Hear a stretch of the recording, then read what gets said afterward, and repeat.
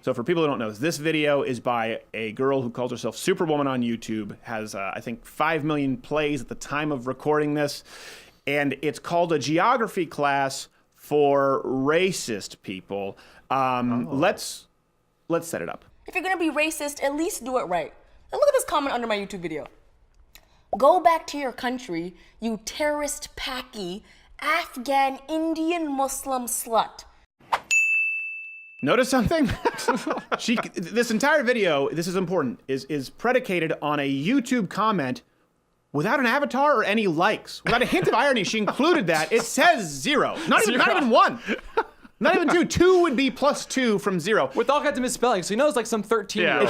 It could be a sock account that was created just for this. Here's the important part. That comment, obviously indefensible, but she uses that comment as a springboard to make gross generalizations about anyone who is Republican, conservative, right-wing. That's why it's important to know. That's the setup. Let's move on. Hello! Today we're going to be taking a trip around the world, so you'll need to pack. It's probably been years since you've had the chance to use your passport, just like your penis. But don't worry, this time you'll actually take off. See, this is why old media resisted YouTube for so long. They would say, and this is true, and I tried to fight against it. We've tried to elevate quality here by actually spending hours and hours trying to write material and jokes and source stories. Here's a broad who's made it because of a niche, okay? She's made it because of a niche. She's in Indian in Toronto. It's a big market there. This is a bad joke that wouldn't even pass at an open mic. It's that bad. People look at it and they would say, oh, see, YouTube's nothing but a bunch of hacks because of this kind of material. But here's the thing. Her jokes are not nearly as bad as her points or ideas. And we'll get to those. India is all the way over here, across the ocean. So unfortunately, you won't be able to drive your trailer there. Once you board your flight, settle in. It's going to be a long journey. But that's okay. You can take a good rest. It must be so exhausting to walk right through airport security. So many assumptions. Trailer, dragging it across that. We've already started with the generalizations. By the way, I actually don't walk straight through airport security, and neither does Naki Jared when we went to Ireland. But I should, because I'm much less likely to commit a crime or terrorism, certainly on a plane, than a Muslim. Yes, Muslims who typically come from countries and they are brown. So terrorist attacks took place in 92 countries in 2015. These are the numbers that we have. We don't have ones from 2017, but they were heavily concentrated geographically.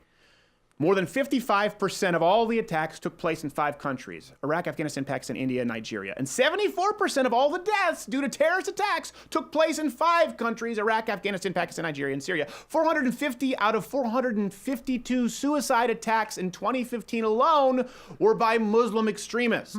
That's more than 99.899%. So racial profiling at TSA, you bet, yay math. The aircraft you're flying will probably be a double-decker, which means it'll have about 300 to 400 people on board, which is approximately the same amount of people at Trump's inauguration. I don't know about the exact numbers at the inauguration. I'm more concerned with the tens of millions of Americans who were actually attending work that day. You know, the tens of millions of Americans who elect presidents. Please note that we're not going to fly through the Bermuda Triangle because things mysteriously disappear there. In fact, that's probably where your education went. I don't think Miss Super Bollywood here fully grasps the concept of education. It's not memory. It's not a perishable skill. Once educated on an issue, you don't lose it. That's how many times have you heard, right? That education is something that you can always take with you. No one can ever take that away from you, short of a neurodegenerative disease or some kind of traumatic brain injury, for which right now I am yearning deeply. We're going to fly across the Atlantic Ocean, around Africa, and through this passageway that's very narrow. Just like your mind. Narrow-minded, I know, right? Just like my narrow-minded Trump-waving sign, trailer trash, geographically challenged, TSA-bucking, uneducated mind. Only none of those are true. I'm sorry, you were saying something about narrow-mindedness. You may recognize some of these countries we're flying over as places immigrants come from to steal your jobs. Or just the same countries you steal oil from. Firstly, miseducation.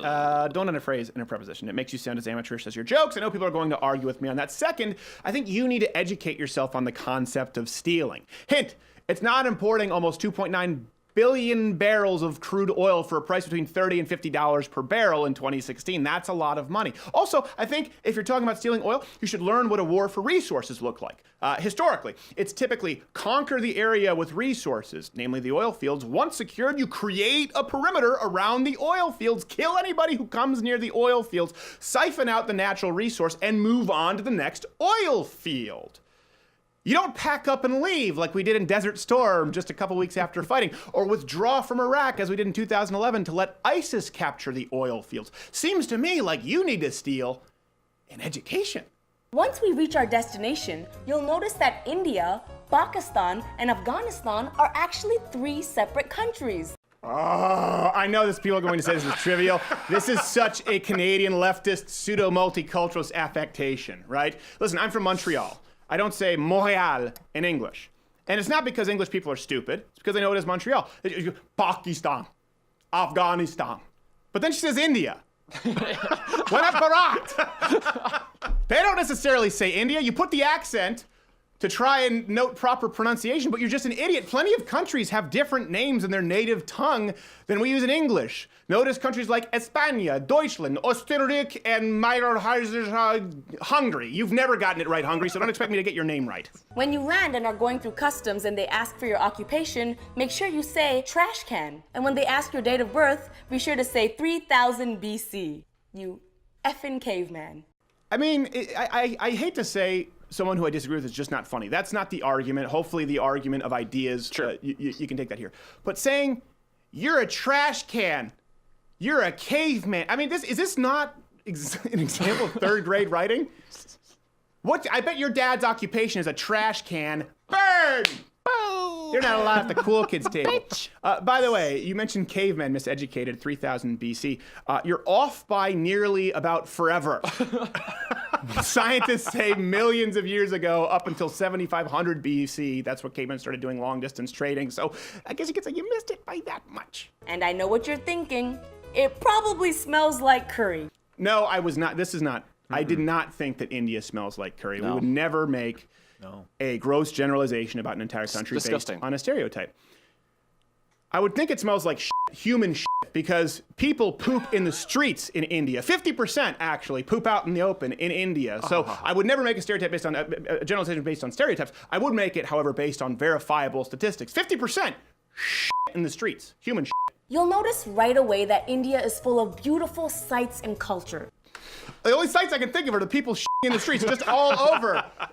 Once you see it, it ruins the landscape. Look at that wonderful temple. I can't get that guy's dumping right on the temple. Next clip. And although there are approximately 175 million Muslims in India, there are approximately 2 billion in the whole world, which means if every Muslim was a terrorist, you wouldn't stand a goddamn chance. Nothing like rooting for the home team with enthusiasm. So yeah, she's right. There are about 2 billion Muslims. See, we mentioned Muslims on Hopper Walks Away. There are about 2 billion Muslims. That's true in the world, and only a few hundred million of which believe in some form of Sharia law, death for apostates, abuse of women, or support the destruction not only of Israel but the entire Jewish people. As far as not standing a chance, I actually think Superwoman here has a good point. If we didn't have a country based on a system of constitutional law, westernized values, and individual freedoms, you're right, it would probably be rough. We wouldn't stand a chance. We'd almost look like Afghanistan, Pakistan, Iran, Saudi Arabia, Syria, or even India. Good thing we're not. Now that we're here, the good news is your wife can save all that money she spends at tanning salons trying to look closer to my complexion. First off, that's very racist. I mean, people throw the term around. You're literally implying that you are superior because of your skin color. Maybe we'll pull up the definition at some point. I think I would file that somewhere under racism, but I don't really care. And nobody fake tans to try and look Indian. Maybe this person, tanning mom. So you know what? Oh. In being fair and balanced, we report you to. That's one for you, Superwoman. That's one for you. You got one. Quick travel tip. If you're going to India, they don't kill cows there, so there's no beef. But don't worry, because if you kill anything, it'll be considered mental illness. So you're good. So I'm supposed to believe they're pooping in the streets from just eating vegetables, not buying it, firstly. Second, the only person here with a mental illness is the one responding to an entirely fictitious group of walking, talking, racist, fake tanning human trash cans because of one YouTube comment with an amateur anonymous avatar and no likes. I'm sorry, did I say mental illness? I meant retarded. Hey, if you like this video, subscribe by clicking the button. It's a circular button now that says subscribe. If not, head on over to the Young Turks. That's probably more your speed. Although they're coming over here, Cenk, we know you're here watching. I can smell you from here. There's also a recommended video box playing right up there. You can join the Mug Club at louderwithcrowder.com/mugclub for daily content, so we're not dependent here on YouTube. Cenk, go. No. Go. You don't need to stay here. This isn't good for, it's bad for your soul.